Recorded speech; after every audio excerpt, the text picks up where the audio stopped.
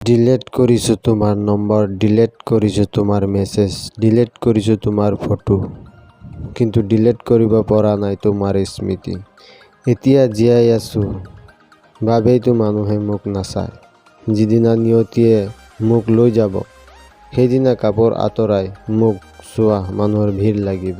এই তিনিটা কেতিয়াও নাভাঙিবা, বিশ্বাস, প্ৰতিজ্ঞা, হৃদয়। কিয়নো এইবোৰ যেতিয়া ভাঙে তেতিয়া গোটেই পৃথিৱীখনৰ প্ৰতিয়েই মোহভংগ হয়। জীৱনলৈ এনে কিছুমান মানুহ আহে যি কেৱল সময় পাৰ কৰিবলৈ আহে আৰু কিছুমানে সময় নষ্ট কৰিবলৈহে আহে। সেইজনেই মই, যি ভিৰৰ মাজত থাকিও কেতিয়াবা নিঃসংগ হৈ পৰোঁ। ক'বই পাৰিলা হয় নতুন পাইছোঁ, পাহৰি যোৱা মোক। প্ৰশ্ন নকৰাকৈ তোমাৰ জীৱনৰ পৰা গুচি আহিলোহেঁতেন। মিছাতে ঘৰুৱা অজুহাত দেখুৱাৰ কি দৰকাৰ আছিল। মানুহ হেৰাই গ'লে বিচাৰি পোৱা যায়, কিন্তু সলনি হৈ গ'লে আৰু ঘূৰাই পোৱা নাযায়। সপোন সফল কৰিবলৈ হ'লে বুদ্ধিয়কৰ লগতে অলপ পাগলো হ'ব লগা হয়।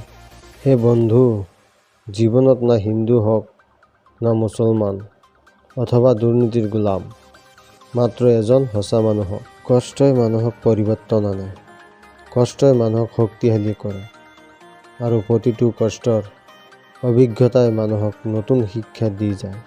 প্ৰেম মানে এক প্ৰেৰণাৰ উৎস, জীয়াই থকাৰ এক কলা। প্ৰেম মানে আৱেগ, প্ৰেম মানে কল্পনা, প্ৰেম মানে সপোন, প্ৰেম মানে ঈশ্বৰ, প্ৰেম মানে শান্তি, প্ৰেম মানে হৈছে পাহৰিব নোৱাৰা এটা দায়িত্ববোধ। প্ৰেম মানে দুখন হৃদয়ৰ মিলনস্থলী, য'ত কেৱল বুজাবুজি আৰু বিশ্বাস থাকে।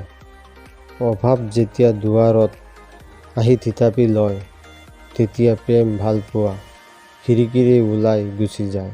মা হৈছে একমাত্ৰ ব্যক্তি যি তোমাৰ বাবে হাজাৰটা উজাগৰি নিশা কটাবলৈ সকলো সময়তে সাজু থাকে।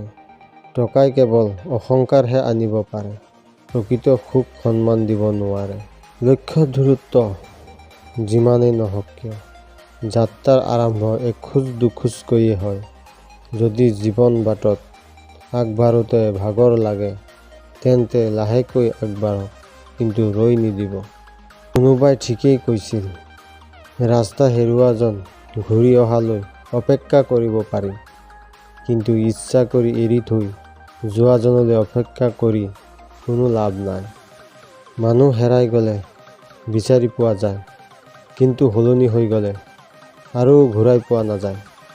সুখত থকা মানুহে বুজি নাপায় দুখ কি, সপোনত থকা মানুহে বুজি নাপায় বাস্তৱ কি, আৰু স্বাৰ্থপৰ মানুহে বুজি নাপায় সম্পৰ্ক কি। সম্পৰ্কটো জীয়াই ৰাখিবলৈ আন্তৰিকতাৰ প্ৰয়োজন। য'ত আন্তৰিকতা নাই, সেই সম্পৰ্কৰ কোনো স্থায়িত্ব নাই। যিজনে নুবুজে তেওঁক বুজাই সময় নষ্ট নকৰিবা।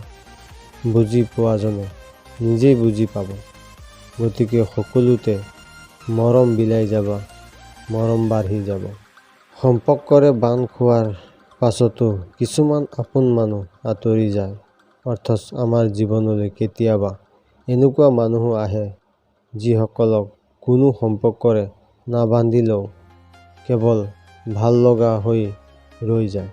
তুমি যদি মোক সোধা হেপী নে বুলি, তেতিয়া মই এটা কথাই ক'ম, তুমি যদি সুখী তেন্তে মোক নুসুধিলেও হ'ব, কাৰণ তুমি হাঁহি থাকিলে মই সদায় হেপী।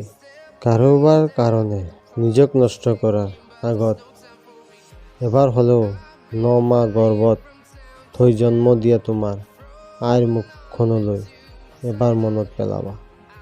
জীৱনত অকলে থাকিবলৈ শিকি ল'ব লাগে, কাৰণ জীৱনৰ কঠিন সময়বোৰ অকলেই পাৰ কৰিব লাগিব।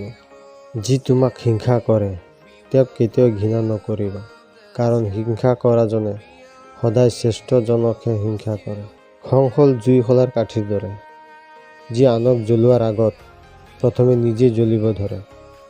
যি আনক ধ্বংস কৰাৰ আগত নিজেই ছাৰখাৰ হ'ব লগা হয়। খন্তেকীয়া সুখক সুখ বুলি নাভাবিবা, আৰু দুখক দুখ বুলি নাভাবিবা। যদি জীয়াই থাকিব বিচাৰা তেন্তে আনতকৈ নিজক কেতিয়াও কম বুলি নাভাবিবা। ক্ষমা 1000 বাৰ কৰিবা, কিন্তু বিশ্বাস সদায় এবাৰেই কৰিবা। কিয়নো সময়ৰ সোঁতত মানুহৰ ব্যৱহাৰ সলনি হ'লেও চৰিত্ৰ কেতিয়াও সলনি নহয়।